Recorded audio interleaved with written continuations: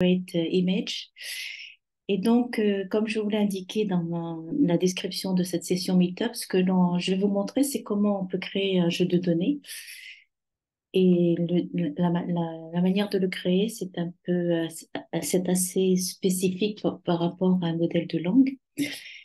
Et j'avais vu en fait une vidéo de cette personne-là qui est pas mal. Et en fait, je l'ai reprise à mon compte, enfin, ces étapes. Et j'en ai fait moi-même un jeu de données. En fait, on va utiliser ChatGPT. Alors, je vais me mettre sur... donc, le but de cette session, c'est de générer un jeu de données. Donc, comme on a ChatGPT, enfin, moi, je l'ai en payant, donc je paye 20 $ par mois euh, pour accéder à ChatGPT en code interpréteur. Donc, voilà. Et puis, en fait, on va donc utiliser ChatGPT pour créer un modèle de données. Et ensuite, pardon, oui, pour créer un jeu de données, excusez-moi. Et ensuite, on va utiliser ce jeu de données avec un entraînement pour un modèle de langue. J'utilise Llama 2. J'ai essayé d'utiliser Mistral, mais j'ai eu quelques soucis. Alors, j'ai pas trop. Enfin, je devrais continuer, mais j'ai pas eu le temps. Mais bon, n'importe quel modèle de langue pourrait être utilisé, hein. C'est un jeu de données que vous allez donner en entrée d'un modèle de langue. Alors, on va donc, comme j'utilise ChatGPT pour créer mon jeu de données, je vais donc utiliser ChatGPT. OK. Donc, j'ai fait une petite anti-sèche pour aller plus vite. Mais je vais commencer par un tout petit peu cette anti-sèche. OK, donc là, et donc ce que je vais faire, c'est que je vais lui demander de créer un jeu de données. Alors, pour ceux qui ont suivi ma session d'avant, on est au niveau de hacking d'un modèle de langue. Cette session, elle est sur ma chaîne YouTube. C'est la dernière session que j'ai effectuée. C'est une session qu'avait faite Jeremy Howard. Jeremy Howard, c'est la personne qui a développé FastAI. OK. Donc, on va, si je regarde la manière dont Jérémy construit ce prompt pour ChatGPT, on s'appuie sur ce qu'on appelle des custom instructions. Donc là, c'est mon profil. Donc là, je suis sur Chat OpenAI, pour ceux qui ne connaissent pas encore. Je suis sur mon profil et donc là, je vais aller en custom instruction. Et en custom instruction, vous allez lui dire qui vous êtes. Et après, vous allez lui dire comment il doit répondre à vos prompts. Ok. Donc, vous allez surtout lui dire, écoute, je suis quelqu'un qui connaît bien ce que c'est qu'un modèle de langue, donc ne commence pas à me donner trop de texte par rapport à la production d'un modèle de langue, etc. Donc, ce texte-là, je l'ai mis dans mon notebook de la session dernière. Je l'ai mis en anglais et en français. Et donc maintenant, dorénavant, je l'utilise car en effet, c'est pas mal pour aller directement dans le vif du sujet sans que ChatGPT nous dise qu'il peut pas faire ceci, qu'il peut pas faire cela, etc. Donc déjà, ce que vous pouvez lui demander, c'est What is your knowledge cutoff? Alors, je travaille beaucoup en anglais, donc voilà, j'aurais pu le faire en français, mais bon, bear with me, comme on dit.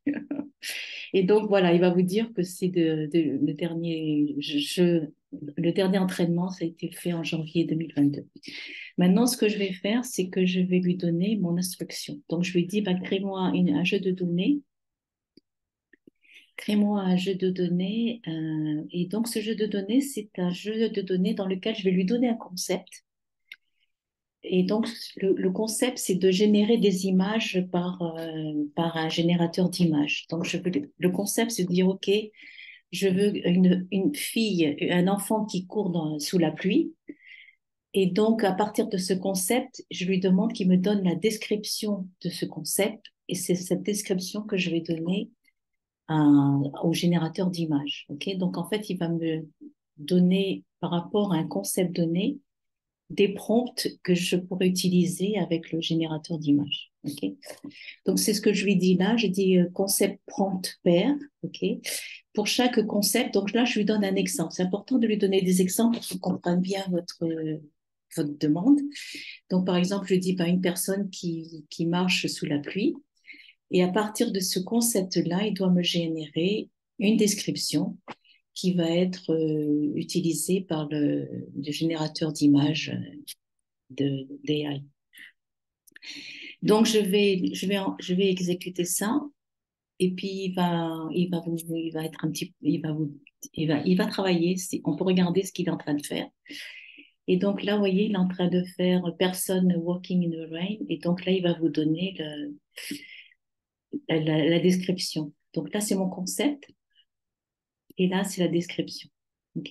Donc là, il va en faire 5. Au début, c'est important de tester ce qu'il est en train de vous donner comme résultat. Et après, on peut dire, eh ben, tu vas m'en faire 50 résultats, etc. Donc là, il explique, voilà, le résultat. Donc, person walking in the rain, personne blablabla, a serene mountain landscape, blablabla. Donc ça, les concepts il a bien, il a bien compris mon prompt, en fait. Donc, mon prompt, c'est je lui donne un concept et il me génère la description associée à ce concept. OK. Donc, merci. Donc, donc là, ce que je vais faire, c'est que je vais continuer et ben, je vais lui dire, ben, tu me crées un pandas data frame et je veux voir les 10 premiers enregistrements, par exemple. Donc, on y va petit à petit. C'est pas nécessaire d'aller petit à petit, mais c'est simplement pour la dialectique. Alors ici, je vais lui faire ça. Je vais dire, ben, tu me crées un pandas data frame. Donc, il va le faire. Et à tout moment, vous pouvez voir le code, en fait, donc, il fait import pandas as PD. Et donc, il va me faire, donc, c'est 25, je lui avais demandé 25 unique concepts. Donc, il va m'en faire 25. On est sur Halloween en ce moment. Le Dark Halloween Night, blablabla. Alors, pendant qu'il fait ça, je vais vous montrer ce qu'il a généré, parce que donc, j'ai travaillé sur ce jeu de données. Et en fait, quand je regarde mon, ah, pardon. Voilà, donc, je vais aller dans mon répertoire. J'étais feignant, je l'ai laissé dans Download. Donc là, j'ai toutes les images qu'il a générées à partir des prompts que je lui ai demandés. Donc, on va les voir. Euh, Review app.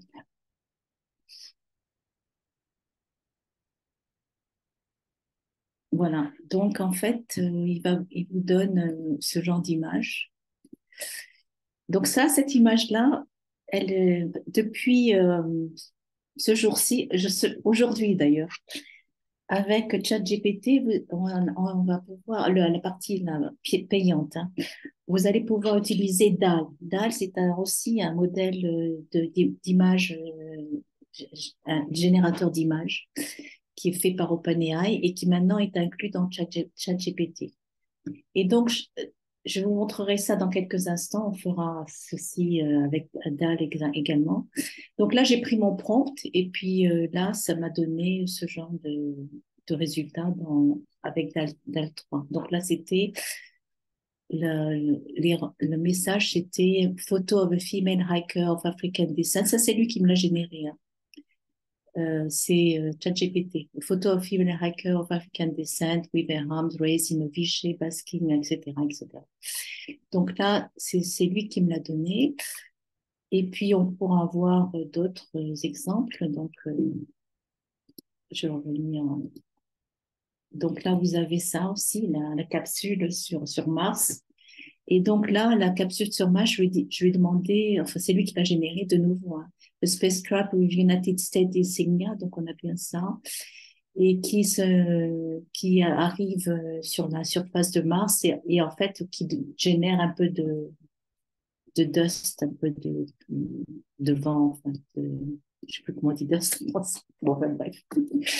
Là, c'est une kids party, donc là, c'est notre type de génération, et là, c'est dinosaure party. Voilà. Alors, on va revenir sur ChatGPT, on va voir ce qu'il a généré. Voilà, donc il a fait tout ceci. Et puis là, je lui demande qu'il me donne les enregistrements. Donc là, il me donne ceci. Et donc, on voit personne with a blue. Donc, admettons que je prenne ça.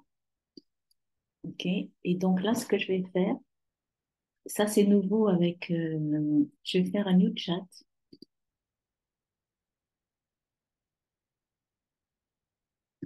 Je vais aller sur GPT-4 et je vais demander DAL. OK. Et donc là, je vais lui donner le prompt. OK. Et si je rentre ce prompt qu'il a généré pour mon jeu de données, que ChatGPT a, il va donc recréer pardon, est-ce que je l'ai activé? Oui, je l'ai activé. OK. D'accord. Donc, normalement, à partir de ce prompt, il va vous créer un jeu de données, euh, pardon, il va vous donner 4 images, en fait. 4 images par rapport à ce prompt. J'ai vu qu'il y a des questions dans le chat, je répondrai dans quelques instants. OK. Alors, je vais revenir sur. Je pense que j'aurais pas dû le faire tout de suite, parce que je pense qu'il y a beaucoup de gens qui font un le chat. Je vais revenir sur analyse. Je vais revenir ici. Voilà, donc là, c'est mon data frame. OK. Et puis maintenant, ce que je peux lui dire, je vais reprendre mon anti-sèche et je vais lui dire, ben, en fait, tu vas me créer peut-être. Donc, je vais lui dire, ben, voilà, tu me crées d'autres. Je vais vous montrer cet exemple. Donc, je vais lui dire, ben, voilà, tu vas me créer 27 autres. Another 25 unit, 27 autres concepts. C'est important de mettre unique et c'est important donc de dire, ben, une fois que tu as créé ceci, tu les mets dans un fichier CSV. Et donc, je lui dis, ben, je vais faire qu'une fois parce que pour aller plus vite. Mais vous pouvez lui dire de répéter ce traitement autant que vous voulez. Donc, pour le but de la démo, j'ai mis 25, mais vous pourriez en mettre plus. Et par contre, c'est important parce parfois, il peut être feignant. Ce qui est important, c'est de lui dire de ne pas utiliser le iteration number parce qu'en fait, il va utiliser le row interrow, pardon, et en fait, il va vous dire ben, concept numéro 1 égale description numéro 1, concept numéro 2 égale description numéro 2. Donc, je ne veux pas qu'il fasse ça, je veux vraiment qu'il me génère un vrai concept et derrière une vraie description. Donc, je vais lui dire de faire ça. Donc, on va regarder s'il ne me fait pas ce que je viens de vous dire. Non, voilà, il travaille bien. Et donc, une fois que ceci est fait, je vais lui dire de concaténer les deux fichiers pour en faire un seul. Et une fois que ces deux fichiers sont concaténés, je vais en faire un fichier CSV qu'il va relire. Et en fait, je vais lui dire, eh ben, une fois que tu as concaténé ces deux fichiers, que tu les as relus, que tu as relu le fichier final, tu vas rajouter une colonne texte. Et la colonne texte, elle va avoir un format qui est spécifique euh, pour l'entraînement d'un modèle de langue. On va en parler dans quelques instants. Je laisse finir.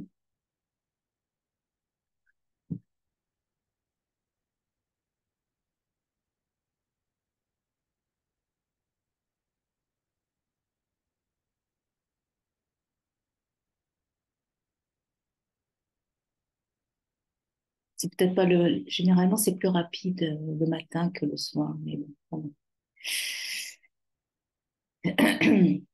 Voilà, et puis il m'a donné le fichier, OK, download. Donc là, je vais dire ben, concatenate both files. into CSV file. Et j'ai remarqué qu'au niveau de l'encoding, il ne me donne pas un bon encoding, donc je lui fais use encoding, encoding equal UTF-8. OK. Donc là, il va pouvoir faire ça.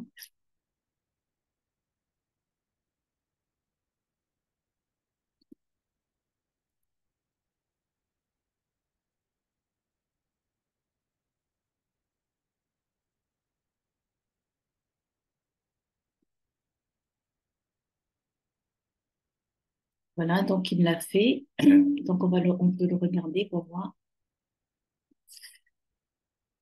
Donc on va le télécharger. Et voilà, donc il m'en a fait une cinquantaine. OK. Et donc, en effet, on retrouve nos deux entrées, concept, et puis le prompt, OK, que vous avez là. OK. Cela dit, pour entraîner un modèle de langue, ce n'est pas suffisant. Il vous faudra une autre colonne ici qui s'appelle texte et qui va reprendre en fait la concaténation de ces deux informations pour être entraîné par un modèle de langue. Alors, je vais le faire. Donc, je vais reprendre mon anti-sèche. Et donc, je vais lui dire, ben voilà, maintenant, tu vas lire le dernier fichier. Voilà, tu vas lire le dernier fichier. Donc, c'est celui qui vient de faire, là, le concatenated concept prompt. Et tu vas lui rajouter une colonne. Et la colonne s'appelle texte. OK? Et donc, cette colonne, il faut qu'elle soit formatée de la manière suivante. Donc, je fais un texte ici, et le formatage, ça va être ceci. Donc, au niveau du prompt que je vais donner au modèle de langue, je vais dire human, ça peut être human ici, ça peut être personne, ou ça peut être input, ce que vous voulez en fait. Hein. C'est vous là. Et donc là, vous dites, eh ben, generate mid-journée. Alors j'aurais pu mettre DAL 3 parce que bon, c'est pas très important. Mid-journée prompt for. Et donc là, je lui indique le concept, OK, de mon jeu de données avec un retour chariot, et un retour à la ligne. Et puis j'ai un autre token. Donc à chaque fois que vous voyez ces choses-là, ce sont en fait c'est des tokens pour lui. Et donc là j'ai un assistant. Et donc là je vais lui donner la description de, de ma deuxième colonne. Hein. Rappelez-vous, j'avais concept et description. Donc je vais lui dire de faire ça. Et il va donc générer cette colonne-là. Donc il va faire un append à ce niveau-là. Voilà, donc là, c'est la partie que je vais ordonner. Et derrière, il va mettre l'assistant. L'assistant, c'est la réponse. OK? C'est la réponse du modèle.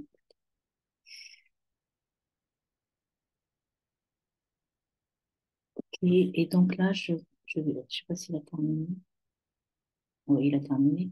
Et donc, je vais lui dire, ben, save this file as the CSV file, including. Vous n'avez pas besoin de le répéter parce que je l'avais dit une fois. Mais bon, pour aller plus vite, je lui dis, pour être sûr,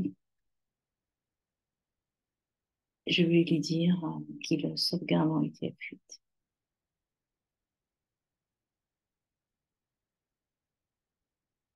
Voilà. Et donc là,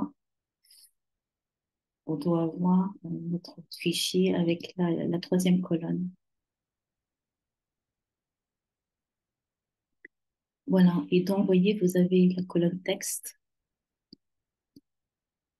Donc ça, c'est les deux que j'ai générés. Et ça, c'est la colonne texte avec le formatage attendu. OK.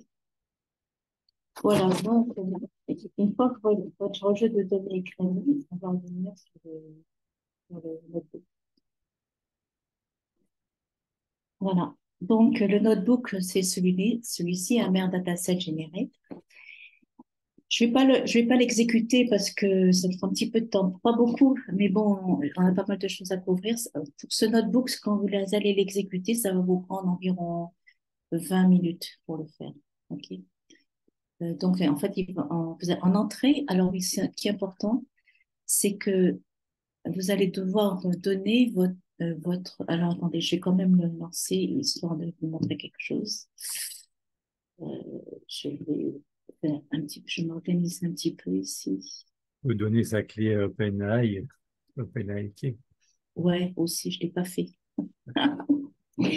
Alors, ce que je vais faire, oui, voilà. Donc ici, vous allez pouvoir. Ce qui est important, c'est que vous appeliez ça. Il s'attend à ce que vous lui donnez on va utiliser l'utilitaire de Hugging Face AutoTrain, et donc il s'attend à ce que vous ayez un fichier qui s'appelle Train. J'ai pas essayé de redonner un autre nom, mais pour simplifier, on va dire que prenez, voilà. Donc ça, c'est mon fichier Train. Donc c'est important de le charger pour exécuter ce. Donc quand vous avez travaillé avec ChatGPT, il vous a donné un nom de fichier du style, je sais plus quoi d'ailleurs, qu'est-ce qu'il vous a donné? Du style euh, update concaténité de concept 30. Donc ce fichier-là, vous le renommez en train.csv et puis vous allez pouvoir donc l'utiliser ici. Vous allez pouvoir l'importer ici. OK? Donc, je fais un petit laïus ici sur le fine-tuning. Donc, en fait, le fine-tuning, pourquoi on ferait un fine-tuning d'un modèle de langue? Parce que généralement, un modèle de langue, il a été entraîné de façon, comment dire en anglais, general purpose. C'est-à-dire, par exemple, il s'est entraîné sur pas mal de données qui viennent de Wikipédia, de différents sites web, etc. Mais si, par exemple, vous êtes un cabinet, un cabinet de notaire ou un cabinet médical, il se peut que ça soit intéressant de l'entraîner sur vos propres corpus de données. Donc, c'est ce qu'on appelle un corpus de données spécifique. C'est comme ça qu'on va l'utiliser. Alors, pourquoi on fait ça? Ben déjà, parce que vous allez ajouter de la connaissance au modèle de données, euh, au modèle de langage générique. Vous allez lui rajouter votre propre connaissance par rapport à votre domaine. Et ça va vous permettre d'améliorer la précision parce qu'en fait, euh, euh, comme vous avez votre modèle de données maintenant est enrichi de votre propre corpus de données, au niveau des prompts aussi, c'était une question qu'avait eu un intervenant la fois dernière, l'utilisateur, je ne sais plus, je me rappelle plus son prénom, mais bon. Et donc en fait, au niveau de votre prompt va pouvoir être un peu plus raccourci parce qu'en fait, il va comprendre ce que vous allez lui dire, en fait. Donc, à ce niveau-là, il n'est pas nécessaire d'avoir un prompt très élaboré quand on est sur un entraînement d'un modèle de langue par rapport à votre corpus de données. Alors, ce qui est intéressant, c'est que comme vous allez passer par un subset, donc un sous-ensemble, eh bien, l'entraînement va être plus facilement réalisable chez vous, puisque généralement, l'entraînement d'un modèle de langage, c'est pas vous qui allez le faire, hein. Comme je l'ai souvent dit, ce sera OpenAI, c'est Meta, c'est de grosses sociétés qui vont pouvoir le faire. L'avantage également, c'est que vous avez data privacy, donc là, on est sur vos propres données, hein, et donc on va faire un fine-tuning sur vos propres données, en fait. OK? Et après, une fois que votre modèle est entraîné, eh ben, vous allez pouvoir adapter le modèle pour différentes tâches subsidiaires du style question answering, summarization, etc. OK? Ce qui est intéressant, c'est que le modèle va comprendre le contexte. Donc, en fait, c'est pour ça que prompt, il n'est pas nécessaire que votre prompt soit très verbeux puisqu'il va connaître vos données. Le traitement va être plus court aussi en fine-tuning, parce que, comme je vous l'ai dit, par exemple, alors oui, un autre point important par rapport à votre jeu de données. Bon, ce jeu de données qui est là, j'ai mis 300 enregistrements. C'est suffisant, hein. Vous n'avez pas besoin d'avoir des milliers d'enregistrements. Bien sûr, en fait, vous aurez certainement des milliers d'enregistrements si vous travaillez sur un domaine spécifique. Mais pour tester ce notebook, vous pouvez vous arrêter à 300 enregistrements. J'ai essayé un peu moins, mais c'est pas terrible. Donc 300 enregistrements, c'est déjà pas mal. Voilà, donc alors ça peut éviter de l'overfitting. Overfitting, c'est quand le modèle connaît tellement bien vos données que finalement il apprend plus rien. Et donc ben, là, on va pouvoir éviter ce genre de choses parce qu'on va faire moins d'entraînement en fait. Il n'est pas nécessaire de faire plusieurs époques pour votre modèle l'entraînement de votre modèle de langue. Peut-être 3 époques sera suffisant, notamment si j'ai par exemple que 300 enregistrements par exemple.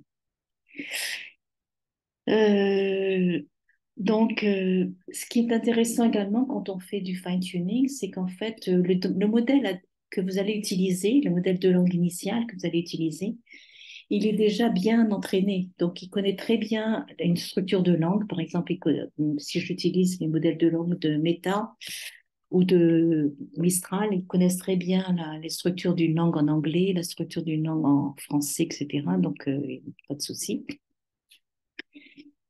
Et donc, et c'est ce qu'on vous dit également ici, c'est le fait de faire une personnalisation de votre modèle de langue. Ça va vous permettre d'avoir une meilleure précision par rapport à votre entraînement. C'est-à-dire que votre prompt va être plus rapidement compris par rapport à votre entraînement. Alors, quand on entraîne un modèle de langue, ça, j'avais fait une session là-dessus. Regardez ma chaîne YouTube. Au niveau de ce notebook, je vous donne des ressources ici. Et je vous ai mis des vidéos, c'est ma chaîne YouTube, là. Donc, apprenez à entraîner, ajuster un fine-tuning. C'est ce qu'on avait fait il y a 2 ou 3 sessions de ça. Donc, regardez ça. Euh, voilà. Et donc, ici, ce que l'on fait, c'est qu'on va utiliser un package Hugging Face qui s'appelle AutoTrain. Et en fait, on va utiliser aussi ces méthodes efficaces pour entraîner un modèle de langue. Donc, ces méthodes efficaces, vous avez une instruction qui s'appelle LoRa. Enfin, c'est un algorithme qui va vous permettre, en fait, de regarder les paramètres de votre modèle de langue et en fait d'isoler certains paramètres, certaines couches de votre modèle de langue et de les entraîner pour faire du fine-tuning. Alors, si on regarde un modèle de langue, ben, je peux vous en montrer un d'ailleurs, parce que la dernière fois, je vous avais montré ça. C'est celui-ci. Voilà. Donc, si on regarde un modèle de langue, un modèle de langue est très élaboré, hein, parce qu'on a plusieurs couches, layers en anglais. Donc, on est sur une architecture transformer, donc on a une architecture de, d'embeddings, ok, une architecture d'attention, etc. Donc, d'abord, au niveau le transformer, on va prendre votre texte et on va le passer à travers cette couche d'attention pour comprendre ce qui va être donné au modèle. Et ensuite, on l'entraîne. Donc après, vous avez sur du dance linéaire. Ok. Donc là, on a chargé le modèle en 4 bits, ok, pour économiser des ressources mémoire. Et donc, vous voyez qu'à un moment donné, quand on regarde votre modèle, quand on applique la couche LoRa, il va modifier votre modèle et ces couches LoRa, c'est ces couches-là qui vont être entraînées par le modèle. Car en effet, les premières couches de votre modèle de langue, on ne va pas nécessairement les utiliser, on va les geler parce elles connaissent déjà pas mal d'informations. On va simplement travailler sur les dernières couches de votre modèle pour l'entraînement. Donc, c'est ce qu'on fait ici avec l'Aura. Donc, l'Aura, c'est une manière de modifier votre modèle pour lui donner des couches d'entraînement. OK? Donc, je reviens sur ce qu'on dit ici. OK, c'est donc, on va injecter dans chaque couche de l'architecture transformer euh, des, des paramètres d'entraînement, en fait. OK. Et donc, c'est ces paramètres-là qui vont être utilisés pour finalement utiliser le stochastic gradient descent. OK. Donc, et donc, le reste, oups, le reste va être, ça c'est nouveau avec Collab. Et donc, le reste, ça va être gelé. OK. Donc, on isole les couches à entraîner, on les entraîne. Et puis ensuite, on va les, enfin, ça c'est pour la structure de votre modèle, pardon. Là, on est en train de travailler sur la structure, la modification de la structure de votre modèle. Alors, on utilise la quantisation, donc c'est ce qu'on avait vu, c'est une méthode pour, de compression en fait. Ok, donc, par exemple, le modèle comme vous l'avez vu, il a été chargé en 4 bits. Et ça, c'est important parce que là, je suis sur du Colab Pro. Et en fait, faites attention au niveau de mon runtime, je suis sur de la T4 GPU, ok, et ARM, ok. Donc la quantisation est importante pour que squeezer votre modèle et ne pas consommer trop de ressources mémoire et GPU aussi. Donc ça, c'est les premières méthodes, c'est la modification de votre modèle ici par les couches LoRa. Et donc la deuxième méthode, c'est la méthode PEFT, Parameter Efficiency Fine-Tuning, qui supporte LoRa. Et donc en fait, ben, on va indiquer quels sont les paramètres que vous allez utiliser pour entraîner votre modèle. Donc quel est l'optimiseur qu'on va utiliser, le learning rate, ce genre de choses. OK. Euh, donc là, on reparle de la quantisation. Accelerate, c'est une librairie d'Hugging Face qui va vous permettre de mettre votre modèle en mémoire et pour un traitement plus efficace. Et SFT, donc, pardon, là, c'est là où vous allez indiquer ben, quel est le fine-tuning que vous allez faire. Donc, pardon, c'est là où, avec le SFT Trainer, c'est là où vous allez dire, et ben, quel est le modèle que vous allez utiliser, quel est le learning rate que vous allez utiliser, l'optimiseur que vous allez utiliser, etc. Ok, on va voir ceci en détail dans quelques instants. Donc, au minimal, si vous voulez entraîner un modèle de langue, déjà, il faut amener les librairies de transformers. Donc, cette librairie-là est très importante. C'est celle qui va vous donner le text generation. Alors, rappelez-vous, quand on travaille sur un modèle de langue, le modèle de langue va vous permettre de générer le prochain mot. OK?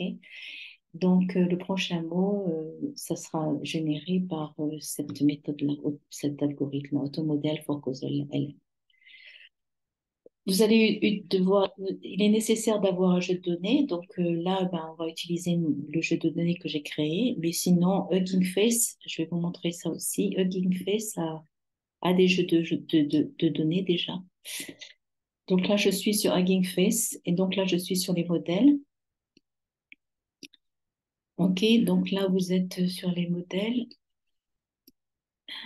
Donc ici, je suis sur les modèles.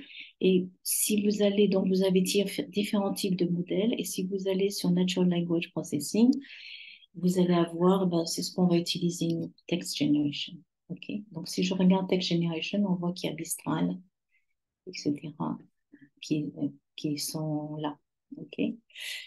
Et en jeu de données, eh ben, vous avez donc tous ces jeux de données, toujours pareil, vous allez pouvoir faire par exemple, du sentiment analysis ou de summarization, par exemple. Et donc, là, on va vous donner ce type de jeu.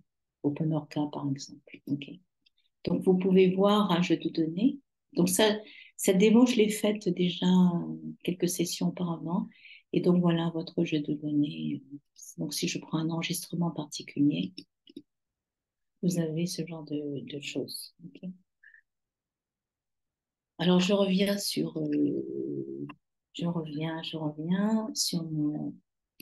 mon notebook. Donc, voilà. Donc là, ce que je vais, bon, cette instruction, vous pouvez l'ignorer. C'était parce qu'à un moment donné, bon, enfin, vous ignorez cette instruction. Ok, donc là, le code interpréteur, c'est ce que je vous ai montré, donc c'est ce que j'ai fait. Alors, je vous ai donné, j'ai sauvegardé cette session-là, donc si vous cliquez sur ce lien-là, je vais le faire pour vous montrer. Je vais sortir de là, oui. Et là, en fait, car en effet, quand vous utilisez, vous allez pouvoir sauvegarder votre session. Donc, c'est ce que j'ai fait ici. Et donc là, ma session, je l'avais appelée AI Imagine Dev. Et puis donc, vous retrouvez toutes les instructions associées que j'ai faites. OK. Alors, je reviens dessus. Donc, je vais sauter parce qu'on a fait tout ça. Donc, maintenant, je vais aller sur l'entraînement. Alors, l'entraînement, c'est là où on va utiliser Hugging Face, l'AutoTrain Advance. Donc, en fait, de plus en plus, maintenant, les plateformes vont faciliter les tâches un peu chronophages et pointilleuses d'entraînement d'un modèle de langue. Et en fait, on a des packages maintenant qui sont utilisés. Donc, vous avez Hugging Face qui vous propose ce package-là, AutoTrain Advance, et qui va vous permettre en fait d'entraîner un modèle de langue sans vraiment de code en fait. C'est un utilitaire. Et donc, je vous ai donné l'aide associée à cet utilitaire. OK? Donc, en fait, le but, au minima, ce que vous allez devoir indiquer, je vous laisse le notebook, donc vous regarderez ça à tête reposée. Donc là, déjà, on va installer la AutoTrain Advance et on va installer le Hugging Face Hub. Donc, faites attention, vous allez avoir parfois des messages d'erreur. Ne vous inquiétez pas trop parce que ces messages d'erreur, parfois, notamment on parle de TensorFlow, là, mais j'utilise pas TensorFlow, donc je m'en fiche, j'utilise PyTorch, donc pas de souci. Et donc, vous allez l'installer et comme je vous l'indique ici, une fois que ce bout de code est lancé, n'oubliez pas de faire un runtime et un restart runtime. Ok, donc, on vous le dira dans le, dans le, dans le code, le résultat de cette installation de librairie. Donc, ouais, une fois que ceci est fait, vous allez pouvoir faire un auto-train setup. Cette instruction n'est pas nécessaire si vous avez déjà installé PyTorch sur votre propre environnement. Vous n'avez pas besoin de faire un update torch. Moi, je l'ai fait parce que j'utilise Colab. Je ne sais pas quel environnement on a au final. Et donc, il va installer ce genre de choses. Donc, il va installer le transformer, le PEFT. Donc, ça, c'est la partie performance tuning pour s'assurer que on est sur de la quantisation, etc. Et là, c'est votre librairie d'entraînement. OK? Donc, on va utiliser Hugging Face Hub. Donc, vous avez un login qui est nécessaire. Donc là, vous allez exécuter ce code. On va vous proposer d'un accès à login. Donc, je vous montre, pour ceux qui ne connaissent pas Hugging Face encore, je vous recommande vivement de faire un login. Donc là, c'est mon profil Hugging Face. Hein. Je suis sur Hugging Face, c'est mon profil, Royam 0820. Et une fois que vous avez fait votre login, vous allez pouvoir aller sur votre Edit Profile. Et donc là, vous avez les Access Tokens. Et donc là, vous voyez, j'ai... pardon. Access Token. Et donc là, vous avez... c'est celui-là que je prends. OK, donc vous faites un copier et vous collez cette information dans le champ qui sera proposé. Donc, créez un login, login face si vous ne l'avez pas fait encore. OK. Alors, je reviens sur mon notebook. Voilà. Et donc, en fait, maintenant, on a toutes les librairies qu'il faut. Et en fait, le auto-training, auto-train, c'est une ligne de commande que je vous ai mise ici. Et pour simplifier, pour vous montrer chacune de ces commandes, je vous en ai fait un petit résumé ici. OK? Donc là, je dis, bah, je vais faire un entraînement sur un modèle de langue. Je pouvais avoir plusieurs jeux, entraînements. Vous pouvez avoir un entraînement. Quand vous travaillez sur un jeu de données, généralement, vous aurez une partie de votre jeu de données qui sera réservée à l'entraînement et une autre partie qui sera réservée à la validation. Mon jeu de données étant tellement petit, j'en ai fait qu'un seul, donc j'ai fait un train en fait. Mais sinon, vous allez pouvoir faire un valide, etc. Ok, vous allez pouvoir avoir indiquer les différents split que vous avez fait par rapport à votre jeu de données. Donc là, vous allez travailler sur un projet. Donc là, j'ai créé un projet là, qui s'appelle Yama2 MG Prompt V3. Là, vous allez indiquer sur quel le modèle de langue de base que vous allez utiliser. Donc, je suis sur du Llama 2. Et j'ai utilisé ce modèle-là parce il a été partitionné. Donc, on a fait des shards. Ce sont des partitions pour un traitement plus sympathique au niveau de votre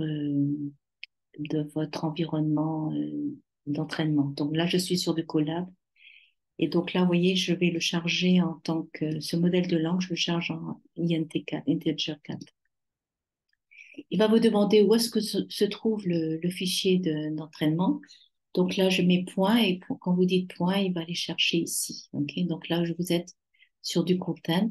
Ok, et il va vous le chercher ici. Moi, je prends ici. Il va chercher une collecte de texte. Ok, donc c'est celle qu'on a construite ensemble avec ChatGPT. On va utiliser les utilitaires de performance, PEFT. Donc là, je vais être en précision mix. Précision mix, ça va être utilisé lors de l'entraînement.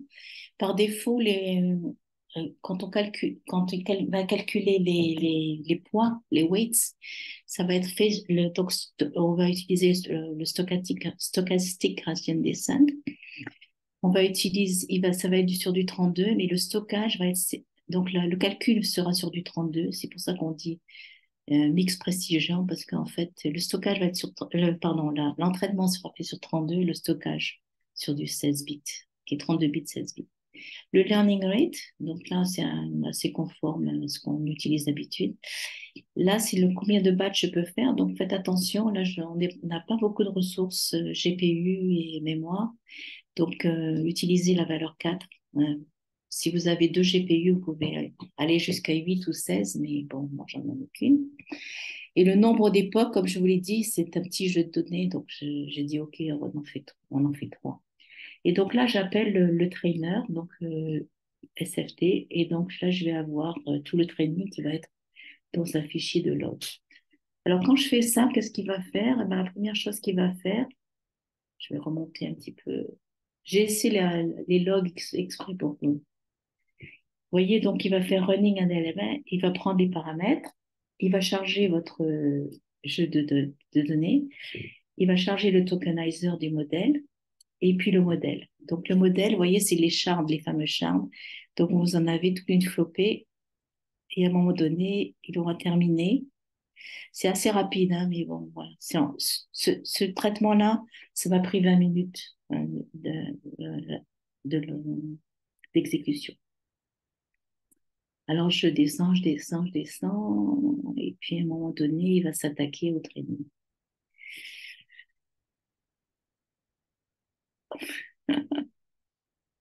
C'est bavard.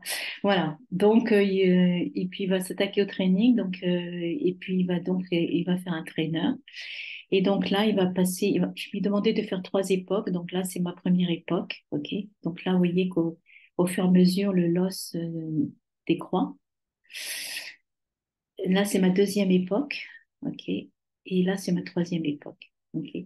Et donc, il a sauvegardé ce modèle. Alors, dans mon, je reviens sur mon training. Dans mon training, vous pouvez également, je l'ai mis en commentaire au tout début parce que je voulais voir ce que ça donnait déjà. Vous allez pouvoir pousser l'entraînement qu'il a fait dans le Hugging Face Hub. OK? Et donc, si vous faites ça, si vous enlever ses commentaires. Il va pousser votre entraînement une fois qu'il a réalisé sur le Hugging Face Hub. Et donc, ça, je vais l'enlever. Hein, c'est mon token pour autoriser Hugging Face à écrire dans mon espace, dans mon repository. Et là, c'est l'identifiant que j'ai fait. Alors, je vais vous montrer ça dans ce que j'ai fait. Donc là, je vais aller sur Royal 0820. Et donc, vous voyez, j'avais fait voilà ce qu'il va faire en fait. Il va vous donner ce ce genre de, j'avais fait le premier exemple, je l'ai fait comme ceci. Et donc là, il va vous charger tous les fichiers de l'entraînement ici. OK? Donc, vous avez tous les fichiers d'entraînement. Je reviendrai dessus dans quelques instants. OK? Donc, ça, je ne l'ai pas fait. Donc, finalement, eh ben, vous aurez ici là, le répertoire, ce que j'ai indiqué en projet. Donc, je reviens dessus. Euh, Ici, vous aurez donc, ici, dans votre répertoire, vous aurez l'IAMA2 MG Project V3 en dossier ici, avec tous les fichiers qui ont été générés par cet entraînement. OK? Maintenant, une fois que c'est entraîné, on va pouvoir aller en inférence. OK? Donc là, j'ai terminé. Maintenant, je vais dire, eh ben, je vais reprendre Transformer. Je vais prendre le Automodel for Causal et le Tokenizer. Et donc, si vous avez, je vais laisser ce code-là, je l'utilise pas malheureusement parce que j'ai qu'une seule CPU, mais si vous avez plusieurs CPU, vous pouvez utiliser ce type de code. Et puis donc là, eh ben, vous allez dire, eh ben, quel est le tokenizer que je vais utiliser. Donc cette fois-ci, je vais prendre dans mon fichier, dans mon folder content, je vais prendre ce qui a été généré. OK? MG-Prompt V3. Le modèle, c'est celui qui a été. Donc ça, c'est le fine-tuning. OK? Donc on n'est plus sur du Llama, on est sur du Llama à la mode LoRa. OK? Parce qu'en fait, il aura entraîner les couches du modèle pour lequel je veux un entraînement spécifique par rapport à mon jeu de données. Okay. Donc, vous voyez que quand il fait ceci, ben, c'est plus court, hein, c'est plus pareil que par rapport à ce que j'avais demandé de Liana. Okay. Donc, il est plus concis. Et donc là, je vais donner mon instruction au modèle. Okay? Donc là, je lui redonne mes tokens, input context. Et là, je vais lui dire, eh ben voilà, comment je veux que tu accèdes à mes couches LoRa entraînées. Là. Je vais dire, eh ben, generate a mid-journey prompt for a child running in a rain, give a detailed description. Donc, vous pouvez mettre ce que vous voulez derrière. Ça, c'est mon prompt utilisateur. Et vous voyez que je ne renseigne pas l'assistant. Et l'assistant, je ne le renseigne pas. Pourquoi? Parce que je veux que ce soit le modèle qui me génère ça par rapport au prompt, parce qu'il a été entraîné. Donc, l'entraînement, finalement, le modèle va comprendre ce que je lui indique ici et il va vous donner le résultat. Donc, donc là, c'est mon contexte. Je vais le tokeniser. OK? Donc, c'est pour ça que j'ai chargé le tokenizer. Hein. Auto-tokenizer, OK. Et le tokenizer, je vais prendre ce qu'il m'a donné comme par rapport aux couches LoRa. Donc je fais ça, donc voilà, et puis c'est du Tensor PyTorch, et puis donc là je vais dire ben, en output, je vais utiliser model generate, je vais prendre les input ID qui sont donc tokenisés, hein, donc, je vais dire, ben, la longueur maximale, c'est de 85, la température, c'est de 3, et le nombre de retours de séquence, c'est seulement une. OK? Donc, c'est ce qui va. Donc, je vais créer un autre bout de code, generated text. Je prends le output, donc j'en ai qu'un, donc je prends le premier. Ce qui est special token égale true. Donc, en effet, un modèle aura des tokens spéciaux, notamment pour le add of string iOS. Et donc, je lui dis, bah, tu mets pas le add of string. Okay. Et donc, c'est ce qu'il fait. Vous voyez, il fait, donc ça, c'est moi. Et lui, il me dit, a child is running in the rain with a smile, blablabla, blablabla. Et ça, Donc, la séquence est interrompue parce qu'en fait, je lui ai demandé que 185. Vous pouvez augmenter et tester ce genre de choses. OK? Alors, il y a une autre instruction que vous pouvez donner si vous en avez plusieurs. Vous voyez, si vous avez plusieurs inputs. Cette instruction-là, elle prend énormément de temps, je trouve. Plus de 15 minutes pour la faire. Je trouve que c'était long. Et ça vous donne quelque chose de similaire. OK? Voilà. Alors, par contre, ici, dans cette instruction, je lui dis numbeans égale 4. Alors, qu'est-ce que c'est que les numbeans? C'est souvent utilisé quand on accède à un modèle de langue, parce qu'en fait, vous avez donc deux types de recherche. Quand il va vous chercher le prochain mot, il va soit faire ce qu'on appelle un greedy search. Et greedy search, il va prendre le prochain mot, la probabilité maximale associée au prochain mot, il vous la donne. Soit il va en fait passer par ce qu'on appelle euh, euh, j'allais dire un cluster, hein, c'est-à-dire en fait vous allez dire, eh ben, au lieu de prendre le prochain mot, la probabilité du prochain mot, tu vas lui dire eh ben, que tu prends les prochains candidats pour le prochain mot. Et cette information, je vous l'avais démontrée. Alors, je vais peut-être aller sur mon GitHub repository. Je vous l'avais démontré quand on avait fait le hacker.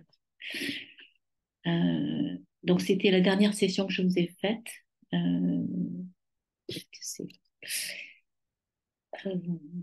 voilà. Je vais vous montrer ça. Vous avez en fait un bac à sable que vous allez pouvoir utiliser pour tester les modèles de langue. Donc, OpenAI a un bac à sable. Et puis, Jérémy m'a fait découvrir un autre bac à sable qui vous permet d'accéder à différents types de modèles de langue. Le bac à sable d'OpenAI, c'est uniquement du GPT, c'est le modèle de langue d'OpenAI.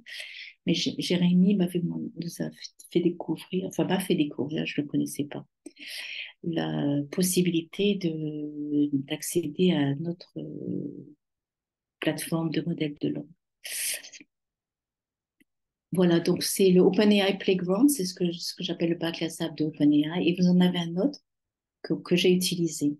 Et donc ça, c'est ce que vous voyez là, ici, vous voyez, quand je dis, donc là, c'est mon prompt, when I arrive back at the data breeding, blablabla. Ça, c'est mon prompt. Et là, c'est ce que l'assistant va me générer ensuite d'informations. Donc, the pandas were all, et donc pourquoi il me donne happily? Parce que là, c'est le beam search que vous voyez. Donc là, il va dire, ah ben, je vais prendre la plus haute probabilité par rapport à celle-là. Il aurait pu prendre hopping, the wall hopping, mais là, par rapport à le prochain mot, il a pris happily. OK. OK. Donc, je reviens ici. Donc, voilà le beam search. Do sample equal true. Donc, ça, pour lui donner, c'est pour donner c'est pour lui donner, comment dirais-je, une sortie de texte un peu plus aléatoire. OK? Donc, par défaut, ça, d'où simple égal true, c'est associé à cette information-là. Euh, pardon, ça, ça peut être associé, d'où simple égal true, ça peut être associé à la température que vous avez là. Donc, si vous avez une température à 0,3, il va être assez formel, c'est-à-dire il ne va pas être très, très créatif. Avec 12 symboles égales true et vous mettez une température, par exemple, à 1, il va être un peu plus créatif dans sa réponse. Ok, c'est ce que je vous indique ici. Ok. Voilà. Donc là, voilà. Alors, une information importante, là, on a entraîné un modèle de langue et ce modèle de langue, comme vous avez pu le voir dans mon... Donc là, par exemple, c'était le premier G que j'avais fait, MG Prompts. En fait, vous voyez qu'il récupère adapteur config.json. Donc, à chaque fois que vous voyez adapteur, c'est le fameux LoRa adapteur. C'est-à-dire qu'en fait, il vous a renseigné dans votre repository uniquement la partie qui a été entraînée par rapport aux couches LoRa. Cela dit, moi, j'aimerais qu'il me fasse un merge entre le modèle que j'ai utilisé et les couches LoRa. OK? Et donc, c'est l'instruction que j'ai mis du temps à découvrir. Donc, voilà, voilà, attendez. Je suis ici. Donc, c'est ce qu'on va faire ici, merging models. Donc là, je réimporte mes informations. Et donc là, je vais m'intéresser à deux modèles. Le premier modèle, c'est celui que j'ai utilisé, modèle source. Et là, c'est mon fine-tune modèle. Et le fine-tune modèle, j'ai été le chercher dans mon répertoire ici. OK? Et donc là, ce que je vais dire, eh ben, mon modèle, ça va être for causal LM. OK? Et donc là, je vais prendre le base model path. Donc, je le charge en float 16. Je peux dire, eh ben, c'est pas nécessaire de prendre beaucoup de ressources euh, mémoire, CPU usage égale true. Donc, ça, c'est parce qu'on va l'utiliser en inférence. Quand vous êtes en inférence, vous n'avez pas nécessairement besoin d'être en GPU. Une CPU pourrait faire l'affaire. Donc, ça, c'est mon premier modèle. Mon deuxième modèle, eh ben, cette fois-ci, je ne peux pas utiliser automodèle pour causal LM. Pourquoi? Parce que j'ai utilisé une librairie d'entraînement qui s'appelle PEFT modèle. Et donc, je la charge ici. OK? Et donc, je vais reprendre mon modèle et c'est là où je vais faire le merge. Je vais dire, eh ben, PEFT modèle, tu vas prendre le modèle existant. OK? Donc, celui-là. OK? Et tu vas prendre la date, le Cora. OK? Le LoRa, pardon. OK? Et tu vas donc utiliser le tokenizer du base model path. OK? Donc là, je reprends le tokenizer base model. Et là, je fais un modèle merge and upload. Et donc ça va vous donner un merge de vos fichiers de config et vos weights. OK? Donc, on va faire un merge des weights LoRa et des weights du modèle de langage existant. OK? Donc là, j'indique mon repo. Donc là, je dis, ben, c'est my LLMv1. Je mets mon access token pour que je puisse accéder à Geekface. Et donc, je le push to the hub. Et puis, je pousse le modèle. C'est important de pousser le modèle et le tokenizer. OK? Et donc, si je regarde maintenant mon référentiel, donc je reviens sur Priam 0820. Je l'ai appelé LLMV1, My LLMV1, ça c'est mon merge. Et quand je regarde mon merge en file and version, et ben, là, vous voyez, je retrouve bien config JSON. OK? Donc, en fait, il a bien fait le merge des deux modèles. OK? Donc, j'ai le tokenizer JSON, j'ai le config JSON. Et donc, une fois que ceci est fait, donc c'est ça qui est important. Une fois que ceci est fait, eh ben, vous avez une session qui est pas mal sur Hugging Face, qui va vous permettre de mettre ce modèle en production. Alors, je l'ai fait pour vous, oui, pour tester de bout en bout la situation. Et donc, pour ceci, vous allez aller sur votre... je vais venir... Où est-ce que je suis? Je suis sur... Voilà. Là, c'est le truc qu'ils appellent Space, non, c'est Space. Space, oui, oui. Space, Ouais, Space. ouais. Mais par contre, allô? Mais par contre, ce que je vais faire, c'est que, vous voyez, je vais avoir dans Hugging Face, vous avez une partie qui s'appelle Solutions et qui va vous permettre de rapidement créer un endpoint pour votre modèle. Et donc, cette création, là, je vais vous la montrer, Inference Endpoint. C'est très facile à faire, donc j'en ai déjà une. Je ne sais pas si je vais pouvoir le réutiliser. Je vais reprendre ce que j'ai fait. Attendez, petite patience. Je vais reprendre où est-ce que je suis.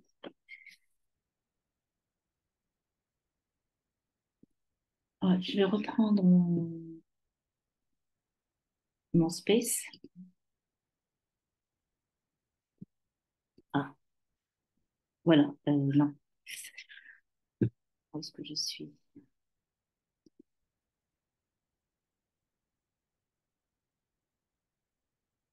Oh, voilà. Ok, ok. Donc, je vais revenir en arrière. Voilà. Ok, vous voyez, ça, c'est mon nouveau modèle. Donc, le merge. Donc là, je vais copier ça et puis je vais aller dans Solutions. Je vais aller dans Inference Endpoint. Et donc là, vous allez faire un New Endpoint. Je vais mettre mon modèle. Ok. Et donc là, vous allez pouvoir choisir, est-ce que vous prenez, apparemment Google Cloud Collab, c'est pas, c'est grisé pour moi, mais bon. Et donc, vous allez pouvoir dire, ben, est-ce que vous utilisez de la CPU ou de la GPU, dans quelle contrée vous êtes. On peut prendre l'Irlande, par exemple. J'aurai sur Amazon. Et donc, en fait, vous allez pouvoir avoir des configurations avancées. Donc, ça, c'est pour mettre votre modèle en production, en production. OK, donc là, vous voyez qu'il a détecté que c'est bien de la text generation. OK, il a bien détecté que c'était sur du PyTorch. Là, la première fois, il va vous créer une révision. C'est son commit à lui. Et puis, voilà, voilà. Le reste, je n'ai pas touché, en fait. Et puis, vous allez pouvoir dire, ben, est-ce que vous voulez le mettre en public, en private, etc. Donc, admettons que je le mette en public. Je vais le supprimer, hein. Et puis, simplement, vous allez faire créer tel bruit. Alors, je ne sais pas s'il va pas. OK. Et donc, il va commencer à travailler sur ça et vous allez être facturé. Donc, la facturation n'est pas très élevée, ça va être 0,05 $ pour une heure, par exemple. OK? Mais il faudra apprendre c'est comme, c'est pareil que pour les instances, n'importe quelle instance de cloud. Et donc là, en fait, ça va passer. Initialement, je l'avais fait sur le chargement que j'avais fait sur mon hub de l'adaptateur. Et à chaque fois, il me disait, je n'ai pas de configuration config JSON. Ça m'agaçait. Et du coup, je me suis rendu compte qu'il fallait que je fasse ce bout de code que je vous ai montré pour que vous ayez un merge. Et après, une fois que c'est fait, vous allez pouvoir le tester. Alors, on va le laisser tourner et puis je vais regarder les chats. Ouah, il y a plusieurs. Je regarde les chats. Alors, je vais prendre le dernier. Ah, qu'apporte la fusion des modèles dès lors que le second est entraîné sur le M? Oui, alors, qu'est-ce qu'il apporte? C'est le premier, le deuxième modèle, il a été entraîné sur une partie du modèle complet. C'est-à-dire qu'il a été entraîné sur des couches LoRa. Et donc, c'est ce qu'il va vous donner. Vous voyez, quand vous voyez le nom de fichier adapteur, c'est uniquement la partie entraînée qu'il vous a donnée. Mais si vous voulez avoir l'ensemble du modèle entraîné, donc le point de départ qui était mon Llama 2 et le modèle entraîné sur les prompts mid-journée, il vous faudra faire ce merge. OK? Donc, voilà euh, Ecolab comporte les mêmes fonctions que Langchain. Oui, je vais vous faire une démo avec Langchain. Alors, on me dit AutoTrain fait en quelque sorte un réentraînement du lien à partir du nouveau. Je dois dire. OK, les ressources sont-elles de Google Colab? Peu importe la mémoire. Non, c'est celle de. Non, non, peu importe. C'est vraiment Google Colab. On n'utilise pas la mémoire de votre laptop. C'est vraiment l'environnement Google Colab. Oui, le gel de couche, c'est en effet inspiré de ULM-Fit. OK, OK, merci. Pourquoi crée un data frame avec le fichier CSV? Pourquoi? Parce que je lui demandais en fait. Euh, comment permettre euh, ah oui, les transforms permettent les parallèles des calculs. Oui, alors malheureusement, je n'ai pas pu le tester hein, parce que je n'ai qu'une GPU, mais en effet, Si vous avez plusieurs GPU, il va pouvoir dispatcher votre jeu de données et son entraînement sur différentes GPU. Merci Bruno pour la référence. OK. Alors, bon, où est-ce qu'on en est là? Initializing, ok, ça va prendre du temps. Ok, donc là, je vous ai fait un autre plus compact. Et à la limite, prenez celui-là si vous voulez entraîner un modèle de langue avec le jeu de données que je vous ai montré. C'est tout aussi rapide. Par contre, n'oubliez pas de, toujours pareil, hein, donc de renseigner votre fichier train ici. Donc, je ne vais pas revenir dessus, on en a parlé. Je ne vais pas revenir. Oh, j'ai fait. Qu'est-ce que j'ai fait là? J'ai l'impression que j'ai fait une bêtise. Autotrain. Voilà. Donc là, on est sur Autotrain. Donc toujours pareil. Seulement ici, c'est sous une forme, avec un notebook, vous pouvez faire ce qu'on appelle des formulaires. Donc là, j'ai repris un formulaire existant. Et donc là, eh ben, c'est vraiment, vous n'avez même pas à vous soucier de ce qui est en train d'être fait. Bon, moi j'aime bien regarder quand même. Mais voilà, on retrouve ce que j'avais montré là, Pip Install, Autotrain Advance, le setup.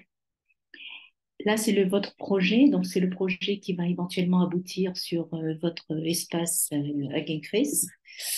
Là, c'est le modèle que j'ai utilisé. Et puis, donc, je vais faire un push to hub égale true. Je mets mon Hugging Face token. Là, c'est mon repo ID. Donc, un repo ID, c'est toujours par le nom de l'utilisateur et puis le projet. OK. Donc là, j'ai le learning rate, le nombre d'époques, le batch size, le block size, etc., etc. Donc là, il y a un peu plus d'informations. Je ne les ai pas touchées. C'est des informations de tuning pour l'entraînement. Je ne vais pas revenir dessus. Voilà. Et donc là, on va utiliser du FP16. On va utiliser du fixe précision, du PEFT, donc pour l'entraînement. On va le charger, le modèle Orienté 4. Et donc là, vous avez des informations LoRa qui sont utilisées. LoRa R, LoRa alpha. Donc ça, j'en avais parlé, je crois que je vous en ai mis un. Donc euh, là c'est ce que le système, le formulaire va prendre. Quand vous voyez, il va prendre ce que vous avez indiqué ici. Donc le project name ici, le modèle ici, etc. Et donc, les LoRa R, les LoRa alpha, les LoRa dropout, je vous indique ce que c'est. Donc, c'est les matrices qui vont être utilisées pour entraîner, pour les couches de votre modèle LoRa. Euh, donc, on va faire on va initialiser ces couches, donc, et après, on fait un dropout. Donc, ça, c'est des trucs de régularisation. Je ne sais pas toucher, en fait. Et à la limite, ça se marche très bien. Donc voilà, donc faites un autre autotrain et puis ça va vous donner, ça va vous donner ce qui va être. Donc là, j'avais fait quoi? J'avais mis, bon, c'était donc j'avais fait un push to hub, donc je crois que si je regarde, voilà, vous voyez, il est running là, ouais. Et donc là, vous allez pouvoir faire. Non, là, je peux faire, ben, par exemple, il vous propose déjà once upon a time, vous faites compute. Et puis, il va vous dire, vers was the little girl, blablabla, blablabla, etc. OK? Donc, après, ce que vous pouvez faire, c'est, qu'est-ce que je pourrais dire? What is the capital of Paris? Donc là, the capital of France, sorry. OK? Et puis, il va vous dire, ben, normalement, c'est Paris. Donc, il me rajoute un point d'interrogation là, OK. Donc là, il veut continuer quelque chose.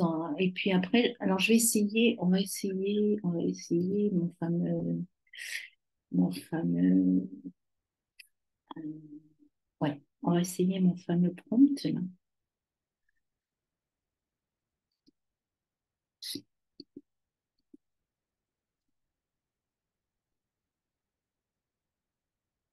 Je suis pas sûre que ça marche très bien. On va tester. OK. Donc là, je vais dire, voilà, hop,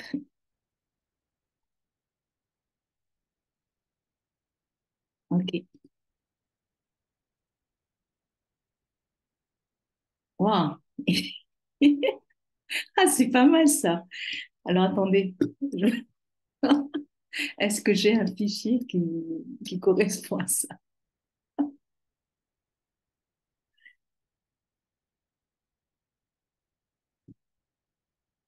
Ah, OK.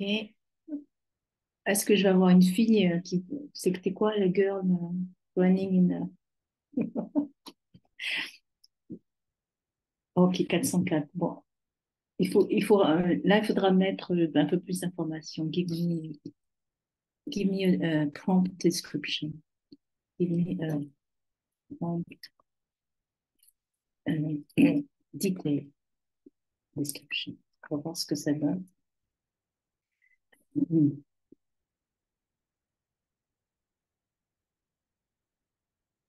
Ouais, OK, bon. OK. Bon, je peux mieux faire. Il faudrait que je... Bon, enfin, vous voyez un petit peu le principe. Donc, voilà. Alors, je reviens. Voilà, donc là, utilisez celui-ci hein, si vous voulez pas vous casser la tête. Voilà, puis après, on va en inférence. Donc là, toujours pareil, on est sur... et donc là, qu'est-ce que je dis? Je suis dans... Pareil, j'ai utilisé même prompt, vous pouvez changer de prompt. Et il va vous donner Generate a mid-journey prompt for child running in rain, the child is running in rain, and the rain is falling heavily, etc. Donc ce prompt-là, je l'ai utilisé. Euh, alors maintenant, dorénavant, vous pouvez, tiens, on va essayer ça. Est-ce qu'il me l'a fait déjà? Parce que je reviens sur le chat GPT. Ici, je vais venir sur je vais faire un new chat. Je vais venir sur Dali. Bon, pendant que on regarde autre chose, je vais lui demander de prendre ce prompt.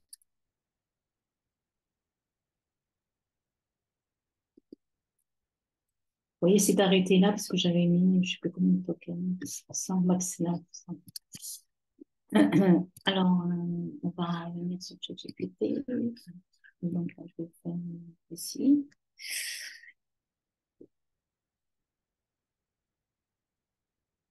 Donc là, je suis bien sur Dali. OK. Voilà. OK, on va le laisser. On va passer à notre notebook. Alors là, cette fois-ci, donc jusqu'à présent, je vous ai montré le fait on peut faire un fine-tuning d'un modèle de langue. Et souvent, le but de fine-tuning pour un modèle de langue, c'est pour exploiter un corpus qui vous est propre. Donc, ça peut être un corpus médical, un corpus de texte de loi, etc., etc. Maintenant, vous avez une autre manière d'enrichir votre modèle de langue, c'est par ce qu'on appelle le RAG, Retrieval Augmented Generation. Et j'en avais parlé également lors de la session dernière, c'est-à-dire qu'en fait, on va, on va en fait se baser sur deux informations. La première information, c'est qu'on va utiliser ce qu'on appelle un retriever, c'est-à-dire qu'en fait, on va aller chercher dans un corpus qui va être, ça peut être une base de données vectorielle, des informations de documents que vous avez stockés dans cette base de données vectorielle. C'est un espace vectoriel et ces informations, quand ces informations seront appelées, seront appelées avec un retrieve content. On appelle ça du retrieve context, pardon. Donc là, en fait, par exemple, j'ai un document PDF et en fait, j'ai fini de lire la biographie de Oppenheimer. Je vous la recommande et c'est excellent. C'est très bien écrit et c'est très intéressant. de connaître la, la biographie de cette personne et surtout l'époque aussi. L'époque était très intéressante en termes de physique, euh, quantum computing, etc. Donc, ce bouquin fait 640 pages. Donc, je l'ai chargé. Je vais vous montrer ça dans l'instant. Je vais vous montrer dans quelques instants. Je l'ai chargé et quand vous allez le charger, eh ben, on va en fait faire un traitement. Et ce traitement, ça va être fait par Langchain. Donc, le principe du RAG, c'est que vous allez bâtir un contexte par des documents externes au modèle de langue. Et ensuite, vous allez prendre un modèle particulier qui s'appelle séquence ou séquence modèle et qui va en fait prendre votre contexte, votre écrit de contexte, le donner au modèle de langue. Donc, c'est pour ça qu'on est dans séquence ou séquence, OK, pour qu'il vous génère quelque chose d'approprié, soit en allant cherchant du retrait de contexte, soit en générant ou les deux en fait, hein, ou en générant une réponse. Donc, votre input, ça peut être les deux à la fois. Ça peut être du génératif, du retrieval contexte, mais ça peut être aussi un input qui va solliciter le modèle de langue aussi. OK? Donc, le sequence to sequence, c'est ce que vous avez, par exemple, en traduction. OK? Donc, on donne une séquence, par exemple, en français, et le modèle va se charger de faire la traduction en espagnol, par exemple. OK? Donc, c'est ce qu'on appelle augmented parce qu'en fait, on va enrichir par un biais externe le modèle de langue généralement, on va se baser sur. Pardon? Ah, allô? En fait, c'est avec l'intérêt, c'est qu'on utilise la vecteur database, quoi. C'est ça, Et en exactement. fait, au fur et à mesure, on peut rajouter des documents C'est sans ça. tout réentraîner, parce qu'on se sert que Voilà. du vecteur database. Ouais, Ça fait une étape en moins, quoi. Mais bon, par ouais, contre, ouais. ça C'est- rajoute une vecteur database. Voilà, Donc, c'est ça. c'est bon. Mais il y a Alors, plein de trucs sur le RAG, ouais, ouais. ouais, ouais, ouais. Donc, en fait, ça peut être, si vous avez vraiment une grosse source de données du style médical, il vaut mieux, je vous conseille de ne pas passer par cette étape. Il vaut mieux carrément entraîner votre modèle. Mon opinion, hein. Je ne sais pas ce que Bruno pense.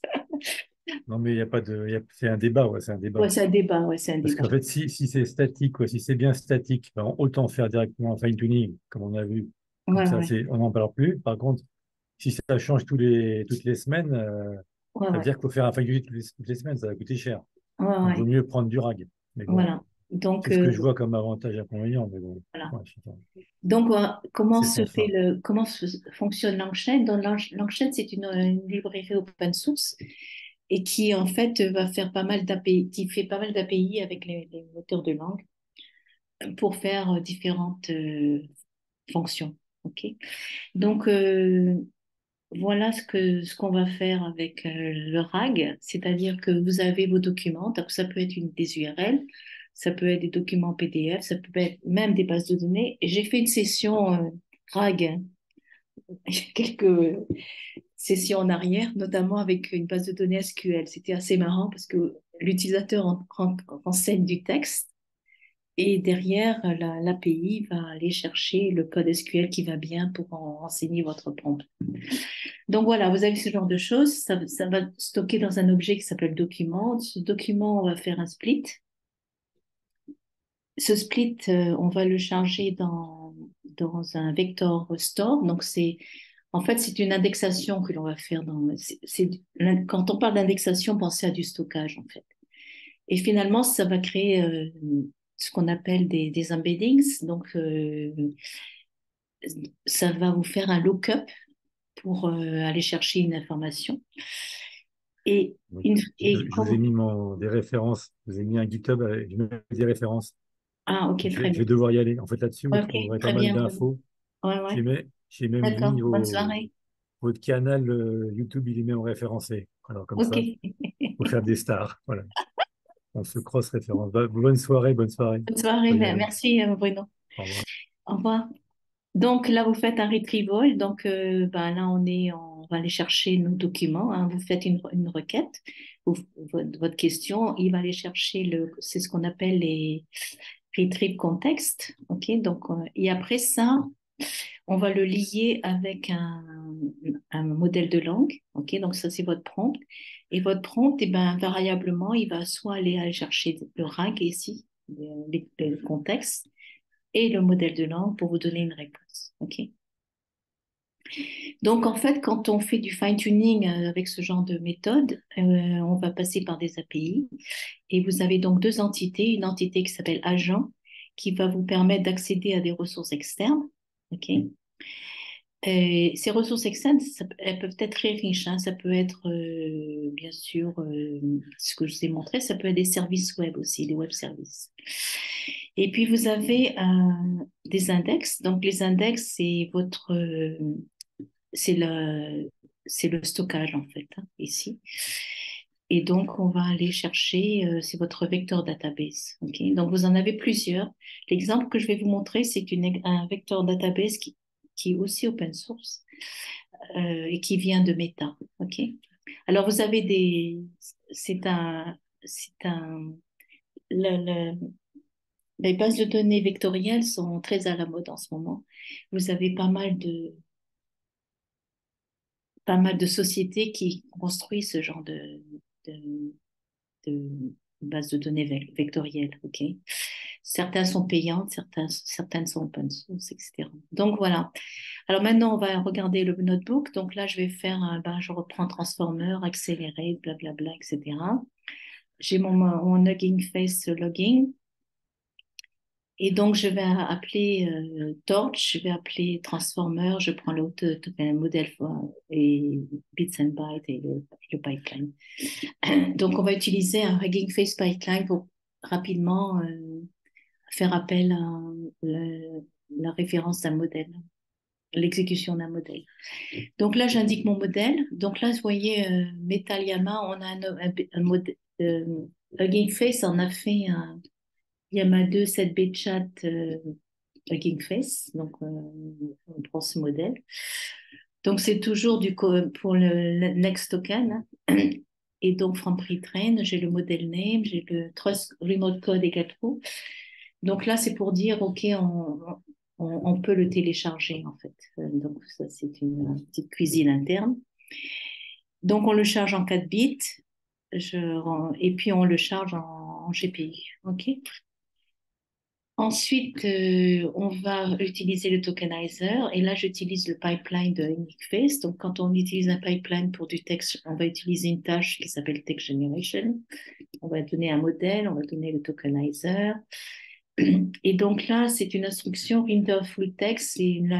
Cette instruction est obligatoire avec l'on-chain. Donc, je l'ai mise. Les paramètres du modèle, donc le maximum de nouveaux tokens que l'on peut générer, ce sera 512. Les températures, etc. Donc, quand on vous exécutez cette instruction, il va télécharger votre modèle. On va prendre donc là, je vous ai donné quelques bouts de code qui sont intéressants. Vous allez pouvoir voir quel type de modèle vous êtes. Et donc, vous avez sur un Llama Modeling et Llama for Causal LM. Vous auriez pu vous en douter parce que quand vous êtes sur Causal LM, c'est le next word de génération de texte. OK, donc ça c'est bon. Et puis on va faire un config. Donc là, c'est un autre bout de code qui est intéressant, qui vous permet de voir la config d'un modèle. Et donc là, notamment, ce qui est intéressant, c'est beginning of sentence. Le token ID qui a été utilisé pour ce modèle, c'est 0. Le end of sentence, c'est le 2, etc. Les layers, combien de layers, attention head, les hidden layers, etc., etc. Donc, vous avez tout, et notamment la taille du vocabulaire, 30 527 tokens. OK, donc là, maintenant, ça, c'est... Donc maintenant, ce que je vais utiliser, c'est le Langchain Pipeline. Donc le Langchain Pipeline, on va utiliser le Hugging Face Pipeline. Et donc, on va dire, LLM, je vais prendre le Hugging Face Pipeline et le pipeline que je lui indique, c'est ce que j'ai créé au-dessus. C'est ça. C'est-à-dire qu'on va lui dire, tu vas faire du text generation. OK? Et donc, je teste ce pipeline à travers Langchain. OK? Et donc, donc là, c'est LLM. Je prends mon pipeline et donc je vais faire le prompt. What is the meaning of life? Et donc là, eh ben, il va prendre le Thanks Pipeline, il va savoir que je dois générer du texte et il va me donner Nobody knows for sure, blablabla. OK? Maintenant, ce que je vais pouvoir faire, c'est que je vais travailler sur mon espace vectoriel. OK? Donc là, je vais rajouter des documents. Donc, sur mon laptop, j'ai ce fameux PDF sur Robert Oppenheimer. Je vous le conseille vivement de lire ce bouquin. Et donc, je le charge. Donc, ce bouquin fait 840 et quelques pages. Je le charge par une librairie qui s'appelle PDF Loader. Et donc, c'est le fameux objet document. Et je vais lui dire, ben, tu fais un split, load and split. Et donc, ben, là, il en a pris, j'en ai qu'un seul. Donc, je lui demande d'afficher. Il va vous donner donc là, on est sur les table of contents. C'est le premier split. Et en effet, si je lui demande la longueur du document, eh ben, j'ai 840 splits finalement qui ont été faits sur ce bouquin. Ce que vous allez pouvoir faire également, c'est donc là pour l'instant, je ne suis pas sur le vecteur database, c'est simplement j'ai fait un pre-processing de mes documents.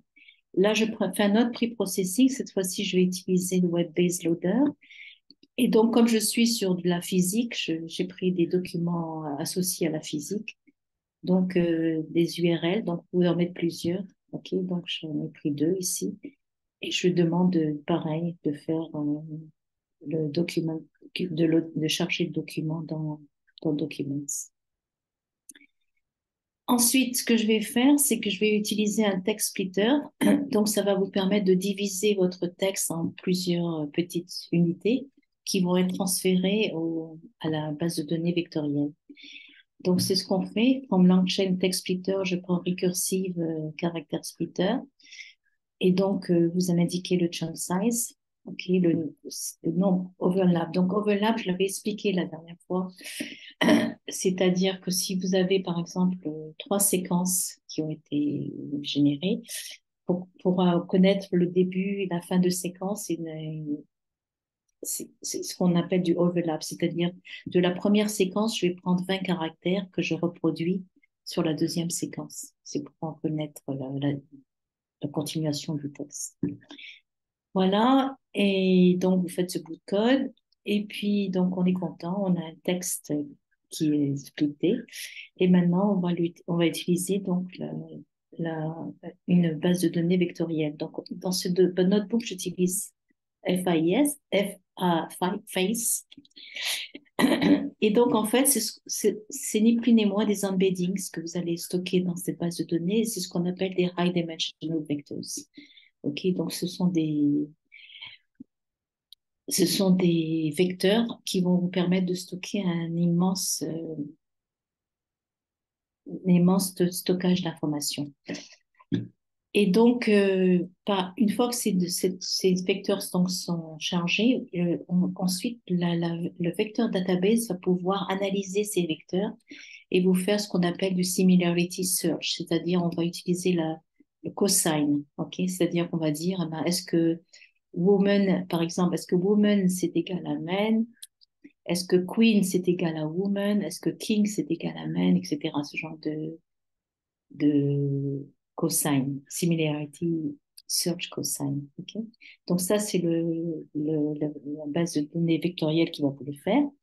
Et maintenant, une fois que vous avez fait donc on va s'occuper de ça. Donc on va prendre nos embeddings, on prend GameFace embeddings, on va prendre le vector store, on prend Face, et puis on reprend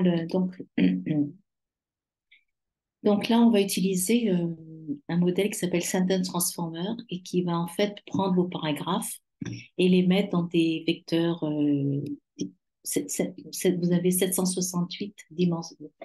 C'est des vecteurs denses dimensionnels, 768 dimensions. OK. Et donc, on appelle le modèle Sentence Transformer. OK. Donc, c'est ce fameux sequence to sequence qui va être utilisé. On va utiliser une device CPU. Ça pourrait être GPU, non, OK. On fait alors, normalize embedding, j'ai pas trop regardé, je vous laisserai regarder, je sais plus trop ce que ça veut faire. Voilà. Et donc là, maintenant, vous allez faire vector store, files from document, et là, on reprend nos textes et les embeddings. OK? Les embeddings, ils sont associés à votre modèle. Voilà. Donc, ça vous fait ce genre de download. Et puis maintenant, ce que vous allez pouvoir faire, c'est utiliser une instruction de LangChain pour finalement les mettre bout à bout. Donc, vous avez une instruction, j'ai fait une extraction d'instruction ici. Vous faites conversational retrieval chain, OK? Et donc là, eh ben, vous allez avoir une variable qui s'appelle chain et qui va prendre votre LLM, voilà, et le vecteur store, OK, as retriever. Et il va vous donner donc en retour les documents sources associés. Ça, c'est pour mettre bout à bout le modèle de langue et le retrieve context. Et finalement, vous allez faire un prompt template. Et le prompt template, eh ben, on va utiliser LangChain et pour prompt template. Et donc là, vous allez dire que vous allez faire ce template-là. Donc ça, c'est typiquement ce prompt template, c'est utilisé avec ce qu'on a utilisé, là, le Llama. Le modèle qu'on a utilisé, c'est celui-là. C'est ah, c'est ça, ok. Donc, vous allez pouvoir, c'est optionnel, vous allez pouvoir donner une instruction à votre modèle. Donc, voilà, j'y suis là. Ok, donc là, c'est une extraction de code que j'ai fait. Donc, le modèle, c'est prompt template. Donc, voilà, j'utilise la classe prompt template, je donne mon template. Et donc, il va prendre le contenu, euh, il va vous le donner. Donc, ici, le contenu, ça va être ce que je lui donne. Le user prompt goes here. OK, donc, j'ai un exemple ici. Donc, ça, je lui dis, act as a physicist and answer very clearly to question asked and very clear. J'aurais dû dire, give me a very clear and detailed information. Donc là, c'est le content et le content, il fait que vous lui donnez, ce sera dans votre query. Donc là, je refais mon retrieval. OK, j'ai mon LLM, j'ai mon vector space. Donc là, j'initialise historique qui est en blanc. Et puis là, je fais mon query. J'ai fait when and where Oppenheimer learned quantum mechanics. Et donc là, eh ben, ça va être mon content. Vous voyez, c'est ce qui va interpréter sous la query. Okay. Et il va stocker ça en history. Donc, je vais avoir un bout de la conversation qui a été faite. Et donc, je mets une réponse. Et là, je fais une petite séparation. Et donc là, je vais dire, je continue ma conversation. Et je vais dire, eh ben, describe what is quantum mechanics. Et ben, donc, toujours pareil, me donner ça. Et incrémenter mon chat history. Donc voilà ce que ça va donner. One and Way Open, donc il va dire Robert Oppenheimer learned quantum mechanics in the early 1920s during his graduate at the University of California, blablabla. Ce qui est vrai. En fait, il a pris mon bouquin là. Et quantum mechanics, ça, je pense qu'il a dû le prendre de la language model. Voilà. Donc il vous dit, blablabla. Bon, je vous laisse lire ça. Alors, je vous ai fait une interface web. Je n'ai pas trop la détailler. Il est quelle heure là? Ah, ok. Et, donc, ouais, je vais un peu le détailler. Donc, on utilise Gradio. Donc, Gradio, c'est utilisé pour des interfaces web pour le machine learning. Vous avez deux types d'utilitaires. C'est Gradio, Streamlit. Moi, j'utilise souvent Gradio parce que c'est le plus facile à faire, à mettre en place. Donc là, ben, on reprend nos informations, Torch, Transformer, on prend le pipeline, et puis on indique le modèle, le tokenizer, etc. Et puis là, on dit, ben, le pipeline, ça va être detection emotion. Alors, ce bout de code, j'ai dû le mettre parce que j'ai eu un problème d'installation avec Gradio. Il m'avait donné un message d'insulte. Alors, bon, si vous exécutez ce bout de code, il faudra faire un restart runtime. So, je vais là. Donc, après, je fais un install Gradio. J'importe Gradio SGR. Et puis, donc là, Gradio va fonctionner avec une fonction. Donc, là, je définis ma fonction predict. Et donc, je lui dis, ben, tu vas prendre le pipeline, tu vas prendre le prompt, etc., etc. Do simple égale true. Donc, le fait de dire do simple égale true, je peux m'amuser avec la température. Si je mets 1, par exemple, j'aurai quelque chose qui va générer d'un peu plus créatif. 0,2, là, c'est proche de mon prompt, en fait. Voilà. Et puis, vous aurez la réponse. Et la réponse sera stockée dans Generated Text. OK. Et là, c'est mon interface Gradio que je définis. Donc là, j'appelle ma fonction. OK. Donc là, vous allez avoir deux cases au niveau de votre interface utilisateur. Vous avez un input et un output. Donc dans l'input, je vais dire please write your request here. OK. Et puis, vous allez pouvoir mettre ce qu'on appelle des placeholders, des exemples. Et vous allez dire, eh ben, vous allez mettre ces exemples à partir de la ligne 5. Donc, si je regarde, OK, vous verrez ces exemples en ligne 5. Donc, l'output, je vais dire insert référence. Et donc là, et voilà, je vais faire ça. Et donc, vous allez mettre dans votre input qui est par exemple Robert G. Oppenheimer, il va vous donner une réponse. OK? Et puis vous pouvez continuer puisque c'est vraiment des conversationnels. Alors vous pouvez mettre des références. Donc ce bout de code, c'est quelqu'un je l'ai pris de chez quelqu'un.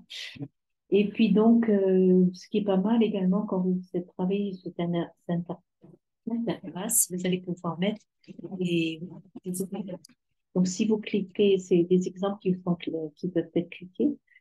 Donc, et ces exemples sont en bas de votre écran.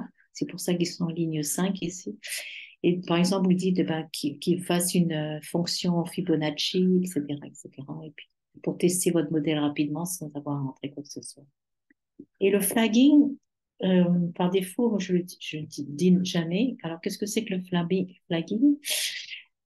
Ça va vous permettre, en fait, de dire un peu ce que vous faites avec ChatGPT ici.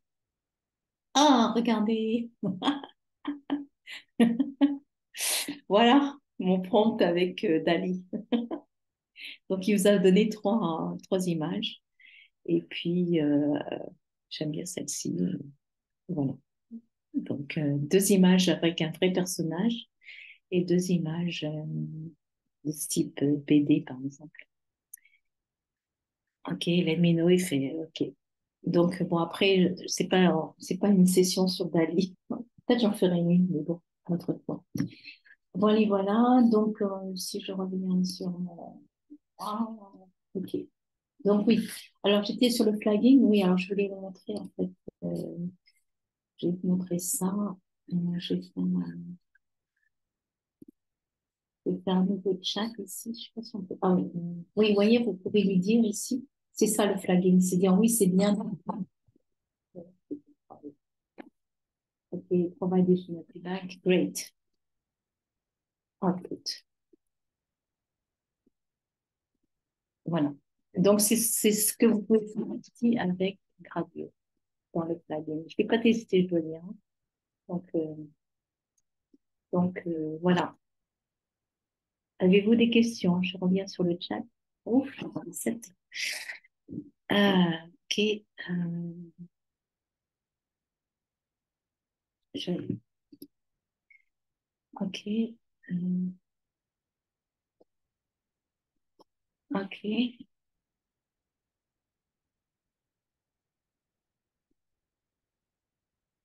Oui.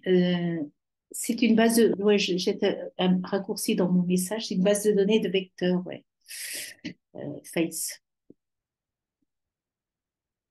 d'index vectoriel. Ouais, c'est une base de données. Je vous l'indique en fait ici. Où est-ce que je suis? Oui, Anne-Marie, bonsoir. Oui, oui, c'est C'est quoi votre prénom déjà? Parce que chaque fois je vois c'est utilisateur. Marc-Henri. Marc-Henri. Oui, je ne sais pas pourquoi je suis enregistré comme utilisateur, mais bon, c'est peut-être Marc-Henri. moi. Je C'est vais le peut-être moi retenir parce que chaque fois je dis, ah, Oui, c'est ça qui est étonnant, oui, c'est que ça revient chaque fois. ouais, ouais. Mais oui, enfin, d'après ce que j'ai compris, Face, oui, c'est un index vectoriel, c'est pas une vraie base de données vectorielle. Oui, vous avez raison. Je pense que vous avez raison. Attendez, je vais vous le dire. Mais en fait, bon, j'ai l'impression que ça rend quand même. C'est-à-dire que la base de données vectorielle, je pense qu'elle permet de faire des recherches plus approfondies, peut-être, que justement un Oui, appariement par c'est vrai. similarité. C'est vrai. Ouais, ouais, c'est vrai. Par contre, certaines seront payantes parce que justement, Oui, comme Pinecone, par exemple. ouais, Ouais. pas une, voilà, exactement, pas une corne. Ouais. Euh, Voilà. oui, moi, j'ai pas encore eu le temps de reprendre toutes les présentations on se tutoie, hein, Oui, oui, bien sûr, oui. que tu as faites. Et donc là, comme il y a quand même des reprises de certaines fonctions d'outils, là, ce que tu nous présentes aujourd'hui, c'est éventuellement plus une sorte d'état de l'art qui dispenserait éventuellement de se reporter à des présentations antérieures ou Oui, oui, oui. En fait, cette session-là, je voulais vous montrer comment créer un jeu de données. Et je me suis amusée avec ChatGPT parce que je trouvais que c'était pas mal. Parce qu'en fait, ChatGPT de nos jours, comme tu l'avais signalé la dernière fois, je vais vous remontrer ça. Je vais faire un new chat. C'est du Advanced Data Analysis, donc on peut faire, euh, c'est votre, on peut faire un jeu de données à partir de, ah oui, c'est le premier là, le fichier ouais, CSV. le premier, oui, Ouais. voilà. Donc, le but de cette session, c'était surtout ça, parce qu'après, ce que ce que on a vu ensuite au niveau de l'entraînement, c'est ce qu'on a vu déjà. Oui, oui, mais Par contre, j'ai fait un distinguo un peu plus élaboré entre ce que j'avais fait. RAG. Oui. Voilà, c'est ça, ouais, avec Oui, travail. oui, là, il y a vraiment la comparaison des deux. Et le... j'ai perdu ma question. Je suis désolé. Voilà. Euh, le... je suis désolé, j'ai complètement oublié. Ah oui, oui, oui, ça, voilà, c'est ça. En fait, là, donc, dans le dernier, tu utilises LangChain, et là, Ouais. ça remplace AutoTrain, en fait, hein.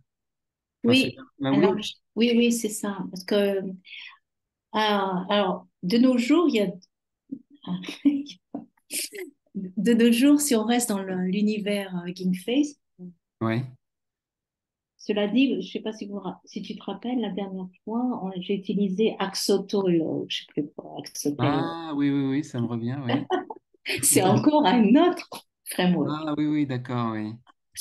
Parce que de nos jours, de plus en plus, je crois il doit y avoir une demande, enfin, certainement une demande pour entraîner un modèle de données rapidement sans qu'on soit vraiment très féru en termes d'optimisation de paramètres, etc. Donc, on va vous donner les paramètres les plus évidents, les hyperparamètres les plus évidents pour entraîner votre modèle. Ouais, avec la température et des choses comme ça. Ouais, c'est ça. Non, là, au niveau de l'entraînement, non, ça c'est au niveau de l'inférence, la température. Au Mhm. niveau de l'entraînement, ça va être le learning rate, ça va être Ah oui, oui, les d'accord. LoRa R, les LoRa ratio, enfin les matrices les initialisations qui seront faites, etc. Plus la quantisation, etc. Mais Langchain, il utilise LoRa aussi? Oui, ils utilisent LoRa aussi. Oui. Et là, tu as utilisé LoRa aussi avec Langchain? J'ai pas fait attention à ça. Non, je ne l'ai pas utilisé, non. Ah, d'accord, ok. Oui, d'accord, ok. Ouais. Mhm. Mais oui, effectivement, j'ai vu une autre présentation avec QLoRa, Ouais, c'était Langchain, oui. ouais, ouais, c'est ça. D'accord. Ouais. Mais en fait, donc là, la dernière avec Langchain, donc si tu passes de Laura, euh, ben en fait, tu réduis un peu la capacité des paramétrages, du paramétrage de l'entraînement ou... Bah, c'est des hyperparamètres, donc après on peut ajuster. Oui, tu peux te passer de Laura, quoi, Oui, finalement. oui, oui, oui. C'est pas si déterminant. Ouais, ouais.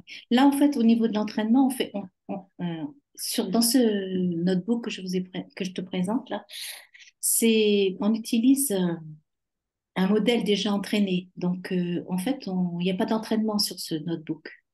Oui, parce qu'on est Parce en... qu'on est en pipeline, là, tu vois. Oui, c'est ça, hein, On est on est en RAG.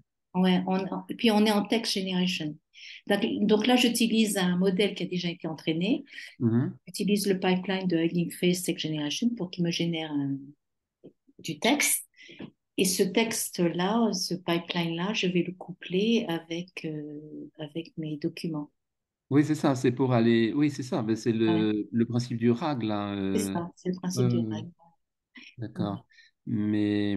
Ah oui, mais Laura, oui, Autotrain, ça a été effectivement, oui, pour AutoTrain, c'est pour pour l'entraînement l'entraînement. Oui, oui, d'un oui, modèle de langue. oui, oui, d'accord, oui. Donc, il y a deux frameworks. Il y a celui de Hugging Face, AutoTrain, Advanced. Oui. Et puis, un autre framework qui s'appelle, non, à coucher dehors, Axotol. Axotel. Ah, d'accord, d'accord, Vous voulez que d'accord.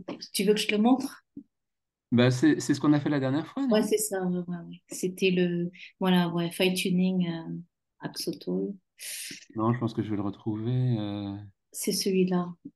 Donc, il y a pareil, hein, il y a un setup. Et puis après, c'est un training. Ah oui, oui. Voilà, et Axotol, et c'est parti. C'est un autre framework. D'accord. Et en fait, donc là, justement, quand il y a pardon, Axolotl, axolotl. quand il y a une rematricialisation, Ouais. alors ça, par contre, j'ai pas posé de questions de mémoire. Ah, c'est quand je le fais à merge and load, c'est ça? Non? Bah, tu nous as montré quelque chose où il y avait une transformation de matrice et je me demandais si, en fait, il utilisait la matrice qui sortait du LLM, c'est-à-dire que le modèle serait sous forme de matrice en sortie de LLM et que ce soit retravaillé, en simplifiant, par Ah, le c'est dans le RAG, ça, oui, mais je ne sais plus où c'est qu'on a vu ça, là. là. Euh, Aujourd'hui. oui, oui, oui, oui. Ouais, alors, c'est dans... Il y a un moment Voilà, donc là, on utilise... où il y a une matrice qui c'est, apparaît. ah, ah oui, je montre le modèle. Bah, il y a quelque part où tu C'est as ça? repris une C'est ça? matrice. C'est ça? Non, non, non, non. Ah. C'est pas dans le modèle, c'est plutôt dans le paramétrage. Alors, c'est Mais je ne sais pas dans, si c'est avec... il me semble pas que ce soit avec AutoTrain, ce serait plutôt dans le RAG, alors. oui, plutôt avec LangChain. Oh, L'enchaîne. c'est tout au début, hein, si c'est ça, si je me trompe pas. Alors, au tout début, Euh, donc là, c'est les documents s'affichent. Où tu nous as parlé de matrice. Au tout début, on prend le modèle, Llama, classique. Oui. Il On n'y a pas commence. quelque part où apparaît matrice? Non, j'ai pas vu. Je vais faire une recherche, mais je parle pas de matrice. Attends. Matrice, c'était... Non, Ah, je j'ai suis pas. quasiment sûr d'avoir vu ça. Ah, Parce que parfois, je saute des choses, mais j'en invente rarement. Je crois pas. alors, peut-être dans un autre notebook, matrice. Ça me dit rien, hein. Écoute, alors, c'est avec AutoTrain, alors? C'est Alors, c'est curieux, ça. quelqu'un d'autre, hein, pas moi. Non, si, si, non, non, non, c'est ce soir. Je faisais rien d'autre en même temps, hein. Ok, ok. Pas grand-chose, sinon. Euh, Auto-train, non. Non, non, je vois pas de matrice. Alors peut-être j'ai parlé de matrice. Bon, quand est-ce que j'ai parlé de matrice? Ah oui, j'en suis sûr, hein. Ah, peut-être c'est ici, là, dans les. C'est ici. Oui, déjà, dans l'aura, de toute façon, ah bah voilà, c'est peut-être que ça apparaît quand tu as utilisé l'aura dans le notebook Ah, oui. enfin, c'est le même notebook, mais quand tu as utilisé l'aura dans le code, Ouais. peut-être que quelque part apparaît le fait que donc il y a enfin, une transformation d'une matrice. Oui, oui, ah ben, c'est ce qui fait dans le mode. On l'avait vu la dernière fois. C'est pour ça que je voulais remontrer. C'est le fameux modèle. Et je me demandais dans quelle mesure donc c'était éventuellement la matrice de sortie du LLM en fait. Enfin oui, du modèle qu'a créé le pré-entraîné créé par le LLM. Alors, l'entraînement LLM, il va se baser sur les couches LoRa. OK? Parce qu'en fait, ce qu'on fait, c'est qu'on on va pas entraîner tout le modèle dedans. On va entraîner le modèle que vers la fin. Oui, Et pour aller plus vite, on va prendre des couches existantes. oui. On va les, Oui, et les gels et tout ça. voilà, c'est ça, voilà. Et puis c'est un peu, la dernière fois, je vous avais parlé de latent space. On les met en mémoire Mhm. et le stochastic gradient descent va travailler sur les couches LoRa. OK? Et Oui. il va vous générer donc un modèle entraîné. Mais c'est là où moi-même j'ai découvert ça parce que j'étais un peu frustrée parce que pour pour le déployer, ce modèle-là. Parce qu'en fait, quand il vous l'entraîner, le résultat de l'entraînement, ça va être que la couche adaptateur, et on appelle ça adapteur. Vous comprenez ce que je veux dire? Quand il va le réentraîner, par Oui, exemple c'est avec ça. AutoTrain. C'est ça. Parce qu'en fait, on va dire, je prends les couches LoRa, je vais les entraîner et je vais sauvegarder ces couches LoRa du modèle. Mais Ah oui, c'est pour ça que tu fais une fusion après. voilà, c'est Ouais. ça, c'est ça, c'est ça. Et Mais je suis obligée de faire cette fusion après parce que c'est vraiment, parce qu'en fait, le modèle d'origine, voilà, je le mets là en fait. Le modèle d'origine, il va se baser sur ce fichier-là, config.json. Et le le modèle modèle entraîné, d'origine, tu veux dire, ça c'est la sortie du modèle d'origine. c'est le modèle d'origine, le Llama 2. On est sur du Oui, oui, auto, oui, oui, oui, oui, ok? On est sur du oui. auto, c'est le Llama 2 là. Donc, il a un config JSON parfait, c'est exactement ce qu'il faut avoir pour un modèle de langue. Et après, Ça, c'est ça. le fine-tune modèle, il est basé sur une autre classe. Donc, c'est la librairie, c'est PEFT, Oui. c'est celle qui va être utilisée pour l'entraînement. Et il va créer, ça sera un PEF modèle. Et le PEF modèle, il n'a pas un config.json, il a un adapteur Ah, config.json. d'accord. Ah, d'accord. Et on est obligé de passer par le merge pour avoir finalement un modèle complet. D'accord. Ok, ok. Et qui pourra être. Oh, je vais arrêter d'ailleurs parce que oh là, ça va me consommer. Pause. Yes. Et donc, et grâce à cette méthode finale, Ouais. j'ai pu charger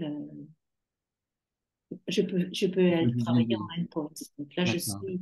Donc, à la limite, même si vous prenez cette URL, bon, maintenant, je l'ai arrêté. Comme je l'ai mis en public, vous pourriez y accéder. D'accord. D'accord. Et là, on peut directement. Enfin, après, par Après, exemple. il y a des interfaces qu'on peut faire derrière. Voilà, c'est ça, oui, oui, oui. Pour l'interroger, oui. C'est du JSON derrière après. Et si, et donc, si par exemple, tu veux, dans le premier exercice, tu utilises donc une interface qui est chat GPT, non? Ou C'était pour la création du des dataset. images, hein. C'est la Voilà. création du dataset. Voilà. Donc, ton API là, que tu viens de montrer avant, où avec la fusion des modèles, tu peux l'interroger avec ça, non? Ou pas? Ah oui, oui, oui, oui, ben oui. c'est ce que j'ai fait, mais c'était pas très probant. C'est normal que ça soit pas très probant parce que l'entraînement, il est vraiment D'accord. on va des pâquerettes. Ah bon? D'ailleurs, c'est marrant qu'il ait voulu me faire une image. Ah, mais oui, d'accord. Ouais. Mais bon, il est au ras des pâquerettes, là. Oui, mais de toute façon, c'est différent. Bah, tu parles des images de l'enfant? Non, non, non, non, non. Quand j'ai utilisé le. Ah, ce dernier-là, oui. Enfin, Ouais, quand cet je lui avant-dernier. ai dit, ben, j'ai repris mon. J'ai repris. Qu'est-ce que j'ai repris? Oui, tu nous l'as pas montré, ça. Oui, d'accord. Ouais, je l'ai montré, là. J'ai repris mon inférence, là. J'ai pris ça. Ah oui, oui, oui, oui, oui, oui, d'accord. Et puis, je lui dis, ben. Et puis, il m'a généré une image. Je dis, OK, ouais, ok, c'est pas ce que je voulais. D'accord. Mais parce que, bon, peut-être qu'il y a mi-journée, enfin bon, j'ai pas trop investi. J'ai pas très- Journée, J'étais c'est la suite de contente, mi-journée. j'étais contente que l'inférence fonctionne. Mais voilà. Bon, bah, écoute, c'est encore un super boulot. Mais comme, enfin, c'est incroyable. Moi, j'arrive pas à trouver le temps pour faire. Ah Ah ouais. bon, il faut dire qu'actuellement, je cherche plutôt des. Justement, c'est bien que tu nous montres tout ça parce que ça donne des repères importants. Et... Mais toi, il y a une alternative à Google Colab ou pas? Si, si, il y en a plein d'alternatives. Mais c'est ce qui est le moins cher, je trouve. Ah, d'accord. Oui, en fait, tu veux dire que de toute 12 façon. euros, c'est 12 euros le mois, Google Oui. Colab. Et on a accès à une GPU. Donc ça, c'est Ah pratique. oui, c'est pas mal. Mais de toute façon, oui, ça sera sur une plateforme Ah cloud oui, oui, type oui, oui, oui. À moins AWS. que si, si tu te fais offrir un Apple M2, Mac 2 Oui, mais j'ai vu que pour c'était. Noël, pour Noël. Ah, d'accord, un Apple. Ah oui, je ne savais Oui, pas. oui. Mais Parce sinon, que il y a. parce que en fait, ils ont une carte Nvidia, je crois, un truc comme ça. Ah Pour- oui, ah ouais. super. Mais Oh non. oui, non, par contre, Ça là, coûte 4000, je pense que c'est 4000 euros, 5000 euros. 30 000. Non, 4000, 5000 Ah, euros. 4 000, 4 000. Parce que Ouais. sinon, j'ai vu que on pouvait se procurer des cartes GPU à 2 000. Ah ouais, mais il faut que ce soit du Nvidia ou un truc. Enfin, il Oui, faut oui, faire mais a attention. priori, c'est ça, oui. Ouais, ouais. C'est ce que j'avais mis 2 000, dans. 2 000 euros. Ouais, ouais. Mais je sais pas où là. Enfin, bon, moi, je pourrais Moi, pas. après, parce que moi, j'ai envie de travailler directement au niveau du contenu. J'ai pas envie, enfin, je l'ai fait déjà, hein. Mais de setuper une machine, c'est Oui, non, non, mais c'est plus simple comme ça, hein, c'est ouais, sûr. ouais, c'est plus simple comme ça, hein, Et, franchement. mais Google Colab, il offre pas aussi des fonctionnalités un peu équivalentes par exemple, LangChain, il me Non, semblait. non, non, non, c'est genre vraiment, non, non, c'est C'est sûr. vraiment pour le notebook, quoi. Oui, oui, c'est ça, Et puis l'accès aux c'est du ressources aussi. service cloud, quoi, hein, Google D'accord, Cloud. ouais, ouais, ouais, Mais d'accord. par contre, c'est pas très cher, donc si on veut tout de suite rentrer dans le vif du sujet sans avoir à configurer une machine, etc., etc., c'est pratique. Par contre, bon, le problème avec Google, c'est pas un gros problème, mais c'est que quand là, vous voyez, tu vois, je suis déconnectée, là, ben là, il faut que je relance tout le package, quoi. Parce Ah, que d'accord. c'est comme si vous aviez une. Tu peux me tutoyer, hein. Ouais, c'est comme si Je tu sais as pas à qui une. tu parles, peut-être à d'autres, Non, mais non, non, non, c'est à toi. C'est comme si tu as une VMware, je sais pas si tu vois, un environnement partagé. virtuel. C'est un environnement partagé. Ah, d'accord. Donc, Ah, en fait, voilà. Mais après, je crois que même FastAI propose des. Après, il y a toute une. Ah ben, on en avait parlé aussi durant la session dernière. Il y a même des, des, des services que tu peux faire à la demande, un peu comme les voitures, là, tu sais, les ressources partagées ou quelque chose comme ça. et FastAI, il intervient plus du tout, là, dans Non, tes. pour l'instant, non. Parce que Tu l'as dit. D'accord. si tu veux passer là, c'est pas mal pour comprendre un petit peu. Bon, déjà, euh, Jérémy a pas mal enfin, il a pas mal d'expérience dans ce domaine. Il a plus de 15 ans d'expérience dans le... Et donc, il peut nous donner de bonnes recommandations.